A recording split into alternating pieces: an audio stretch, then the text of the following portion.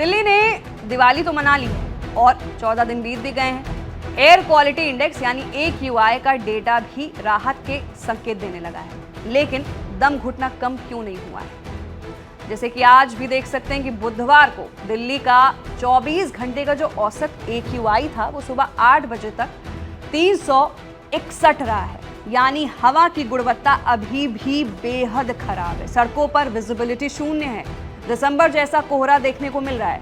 इसके पीछे क्या कारण है और कौन इसका जिम्मेदार है, इस सवाल पर बात होगी इस रिपोर्ट पर। समझिए, राष्ट्रीय राजधानी क्षेत्र में वायु प्रदूषण को लेकर आमतौर पर पराली को जिम्मेदार ठहराया जाता है। हर साल नवंबर में हालात बिगड़ने की वजह से कई प्रतिबंध लगा दिए जाते हैं। यहाँ तक कि फेस्टिवल्स में भी पटाखे फोड़ने पर भी बैन रहता है। दिवाली को लेकर माना यह भी जाता है कि पटाखे फोड़ने से आबो हवा बिगड़ जाती है। आंकड़े भी इसकी पुष्टि करते हैं, लेकिन अब दिवाली के 2 हफ्ते बीत गए हैं, आंकड़ों में भी दिनों दिन सुधार देखने को मिल रहा है। लेकिन आज के स्मॉग ने फिर से दिल्ली NCR को गैस चैम्बर में बदल कर रख दिया है। आखिर इसका कारण क्या है? राजधानी की हवा साफ नहीं हो पा रही है और लोगों का दम भी घुट रही है। दिल्ली में दिवाली पर कैसी थी आबोहवा, ये भी बड़ा सवाल है। दरअसल दिवाली की रात कई जगहों पर PM 2.5 का स्तर 900 तक पहुंच गया था। ये बेहद ही चौंका देने वाला आंकड़ा था।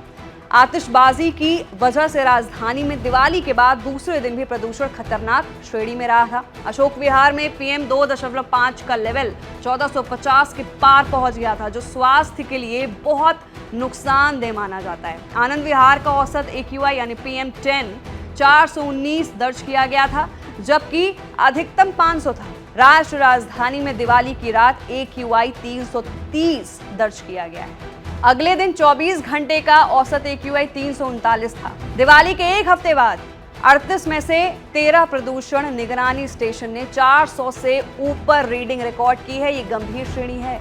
वहीं फिर से सवाल यह है जो सबके जहन में बार बार आता है कि दिवाली के बाद दिल्ली में हमेशा से प्रदूषण का कारण क्या रहा है। आज तक इसका जवाब शायद नहीं मिल पाया है, लेकिन बात इस चीज पर भी हो रही है कि हर साल हरियाणा और पंजाब में पराली जलाने की वजह से बड़ी मात्रा में धुआं दिल्ली की ओर वो बढ़ता है।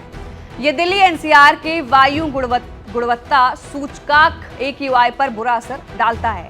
इस सीजन में पराली जलाना शुरू होने से वायु प्रदूषण तेजी से बढ़ा है। सर्दियों में तापमान कम हो जाता है, जिससे हवा ठंडी और स्थिर हो जाती है। इसके कारण प्रदूषण कण ऊपर नहीं उठ पाते हैं और वातावरण में ही बने रहते हैं, जिससे स्मॉग और प्रदूषण की स्थिति खराब हो जाती है। वहीं दिल्ली NCR में वाहनों की संख्या बहुत ज्यादा है, जिससे भारी मात्रा में कार्बन डाइऑक्साइड, नाइट्रोजन ऑक्साइड और अन्य प्रदूषक गैसें निकलती हैं। उद्योग और निर्माण कार्य भी प्रदूषण में योगदान करते हैं। वहीं निर्माण कार्यों और कंस्ट्रक्शन साइट से निकलने वाली धूल भी वायु प्रदूषण को बढ़ाने का काम करती है। इसके अलावा बिजली संयंत्रों और उद्योगों से निकलने वाले धुएं का भी असर है।